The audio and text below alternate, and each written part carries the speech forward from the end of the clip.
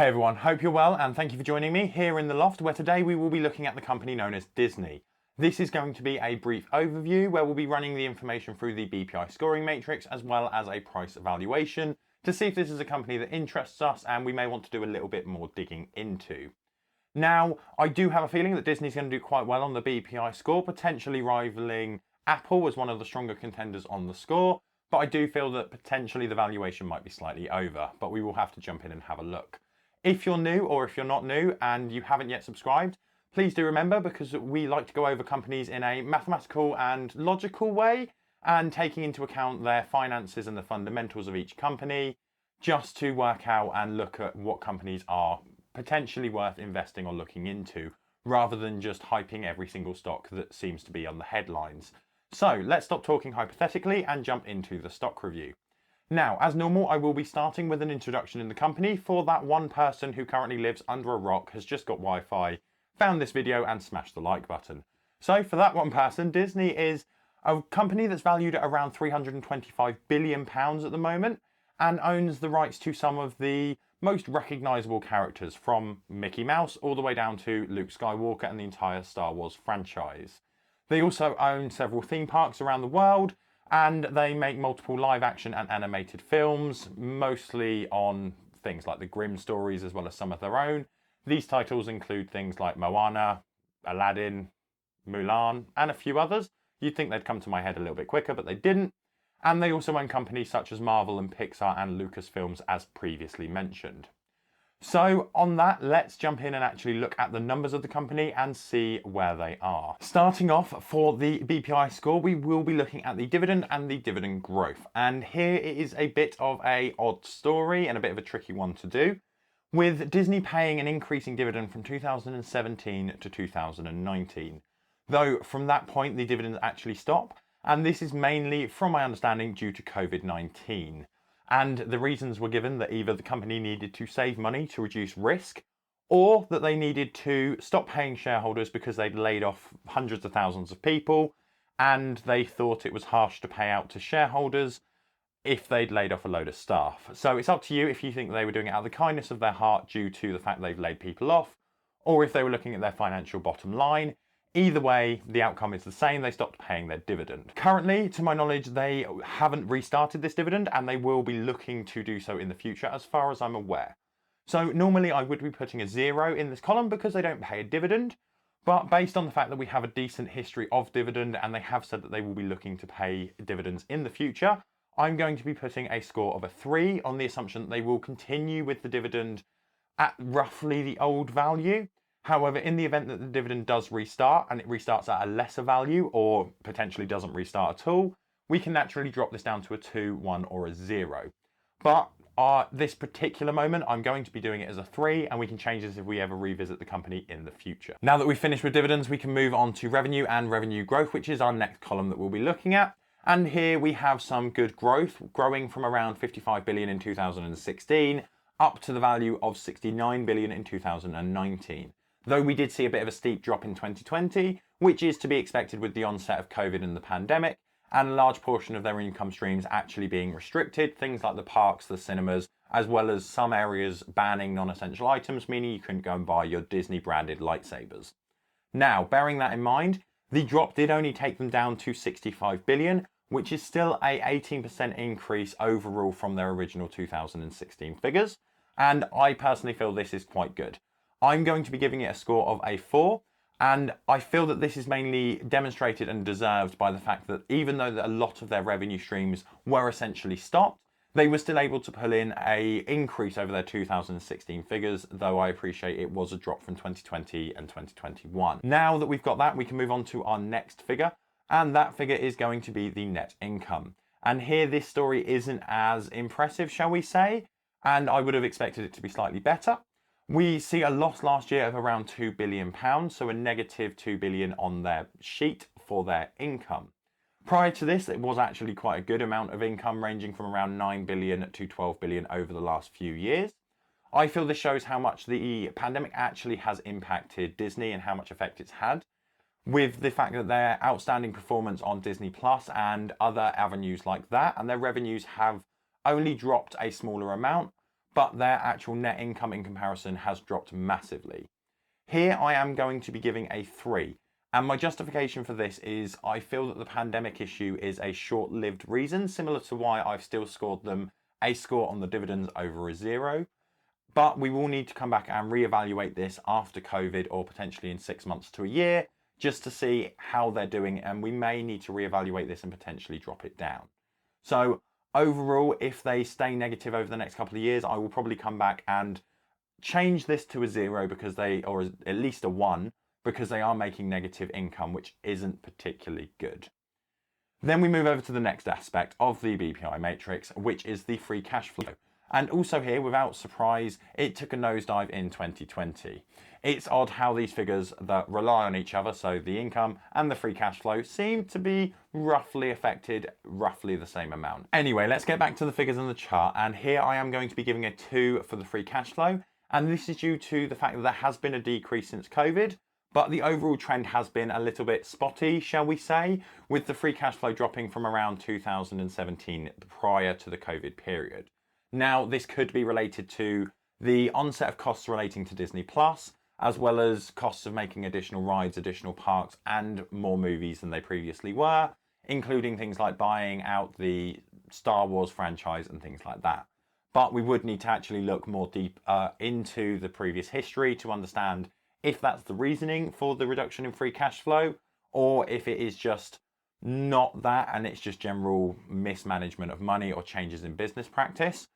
But as I said, we are just looking at surface information as an overview today, so I will be just giving it a 2, and we can move over to the assets and liabilities.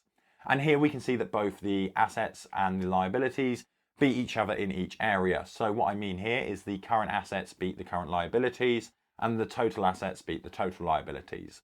Unfortunately, the current assets don't beat the total liabilities at this precise moment, which means that I will be giving it a score of a 4, because they have the ability to pay off all of their debts if they needed to, but they don't have the ability to pay off all of their debts with their current assets as opposed to all of their assets. So now that we have that scored, we can move over to the next item. And the next item on the list is the payout ratio. And payout ratio wise, I'm going to be giving a score of a 3, which is generally based on the fact of their past history of when they were paying a dividend, which was working out to be around 20-25%, which I'm comfortable with. Though they don't currently pay a dividend, so normally this would be a 0. Refer to my previous explanation as why I'm including it on the chart on the dividend yield and dividend growth section, because it's the same rationale. Then we come to shares outstanding, and here I'm slightly astounded and a little bit shocked, because personally I thought Disney would have been one of those companies that buys back a lot of shares from the shareholders. But if we actually look at the data, we can see that they are actually issuing a lot of shares. And if we look back, these issuings started in 2019 prior to the pandemic onset, which isn't particularly good. If it was just during the pandemic, I can understand the rationale behind that, in the sense of their stock price may have been overpriced and they wanted to benefit that and use that money for things like Disney Plus. But the fact that they were doing it in 2019, for me, is a bit of a red flag. And I am going to be scoring them a score of a 1, since they have increased their shares outstanding by about 40 billion since early 2019. If you are not sure why shares outstanding actually matters in any sense of the word, do let me know down in the comments below, because I'm happy to do a full in-depth video on it. But for a brief explanation of why it matters, let's use an example. Let's say we had a company that had 2 shares. Nice and simple, I know. And you had one of those shares. Therefore, you own 50% of the company, so you're entitled to 50% of everything the share entitles you to, such as dividends. Now, let's imagine the company issued another 2 shares, and you didn't get any of those shares. It wasn't a stock split, it was them issuing more shares. Now, you own 1 share, but there is a total of 4. Therefore, your position has been cut from 50-50 to 25%. So therefore, you now have 1 of 4 rather than 1 of 2, meaning that any payments you get from dividends will be a quarter rather than a half. And essentially what they are doing is diluting your position and making it worse for you as a shareholder. And this is a very key item and a bit of information that I think gets overlooked by a lot of investors. But shares outstanding, I feel, is quite important, which is why I put a fair amount of weight on the requirement to check this within the BPI matrix. Right, mini diatribe about why I think shares outstanding are important over. We can move across to the return of equity as well as the profit margin, because they're both in similar ballparks and my reasoning is the same.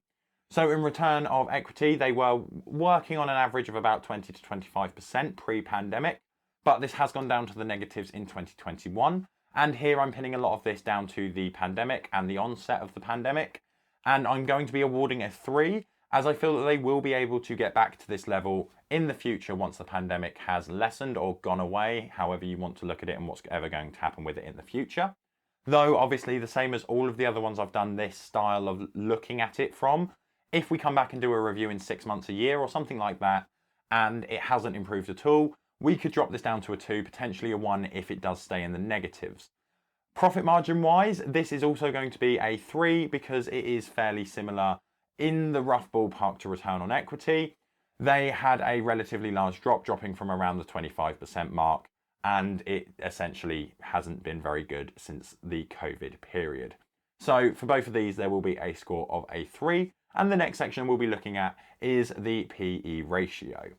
Now, currently, Disney doesn't have a PE ratio because their earnings are negative, and you need positive earnings to have a PE ratio because it's the price by the earnings, and you can't divide it by a negative because it breaks, basically. So I'm going to be looking at the historical average rather than the onset of the pandemic, rather than trying to swap this out for something like price to sales, which we could use as an analogous version and an alternate version of the PE ratio. But instead, we will be looking at the historical average. So here I am going to be giving a 4 because their rough average pre-COVID was actually around 20, most of the time less than 20. And from the PE ratio, I'm looking ideally for the ballpark of 20, 25, not 30 really, but at a stretch I could accept 30. But I'm quite happy with their previous history. As I mentioned, we will need to come back and look at this company in the future and see if it needs some readjusting. But currently I am happy with a 3 going forward on the PE ratio. Now, that's all the figures plugged into the calculator that we need, and this brings us to a total score of 6 for both the dividend score as well as the growth score, giving us an overall mean average of 6. Now, this is quite simple, and some of you may be sat there saying, "But Ben, you shouldn't be working on the figures as you think they're going to be recovering. You should be working on the figures as they are now. So if they have negative income, that should be a 1 or a 0.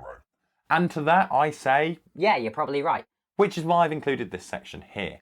So what I've done is, as well as the one that we've just done, which gave us a score of a 6, I've also done the very pessimistic view of where the company is currently with all of the negatives and the no dividend, as well as a relatively optimistic view, which is essentially their pre-COVID values and the figures from pre-COVID times. So here, if we look at the worst case scenario and the pessimistic outlook, we come to a new score of a 2 for the dividend and a 4 for the growth, working out as an average score of a 3 for the company. But if we flip the coin and look at the optimistic side, we come to a score of a 7. So what this shows is we had a company with a BPI score of 7 pre-COVID that has dropped to, if you're optimistic about it, it's going to drop to a 6. Or if you're quite pessimistic about it and you're judging it in real time, it's coming down to a 3. So that entirely depends on your thoughts of where Disney are going to go in the future and whether they're going to recover quickly and well, or if they're going to semi-stagnate and stay roughly where they are in regards to the income and everything like that. Let's now move over to the valuation now that we've got that broad range of scores for the company. Once we've plugged all these figures and the finances into the calculator, which does make some assumptions, so we're working on a 12% rate of return, and we're using the averages over the past averages of the company in regards to growth rates for things like revenue, we come to an overall intrinsic value of the company of around $120 and a value of the equity at around $98. This shows that Disney could be as much as 32% overvalued in regards to the company. And as always, we can manipulate this data in order to bring Disney into the realms of value. And I do this to highlight the fact that anyone you're watching or any analyst that you're following can do things to bring a stock into value if they feel that it is suitable to do so. But our job is essentially to think of what is realistic that could happen. So in order to actually bring Disney into the realms of value, we could either drop our rate of return from 12% to 8%, and that would bring Disney into the realms of value where it is now. Or we could assume that the company's going to have a year-on-year growth of revenue of about 20% on average. If we do both of these, or each of these individually, should I say, we do come to a value that brings Disney into the realms of value at this precise moment, but obviously without any margin of safety. However, there is something that we need to continue to look at because it was highlighted in the BPI scoring matrix, and that is the shares outstanding and the fact that Disney have been releasing more and more shares. So if we assume that Disney are going to release more shares at the same rough average that they have been over the last couple of years since 2019, this actually drops the overall value of the company to $112 per share, which obviously is only a change of about $8, but that can stack up over time and just potentially increases the risk. And as I said, you don't want to get diluted more and more, and the more shares they release, the worse this effect will get. So overall, we have a good company that from the effects of COVID have dropped to either an average or in fact a poor company.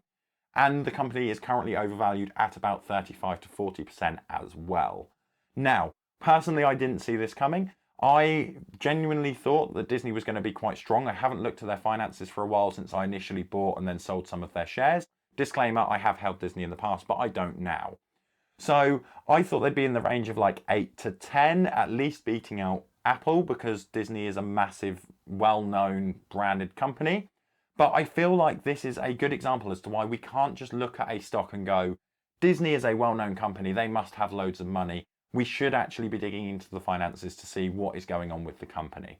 So I feel that this is a good example that companies' fundamentals are quite important. And if you have the same opinion as me, I would suggest subscribing because this is what we look at on the channel. We're not a hype channel that's just going to shout out every single stock that seems to be doing well and say that stocks just never crash. What we're looking for is to be able to buy in potentially at good value so that if the stock does drop, we can buy more or we've got a lot more upside. So what we're trying to do is increase our upside while reduce our downside risk. So if that does interest you, do remember to subscribe.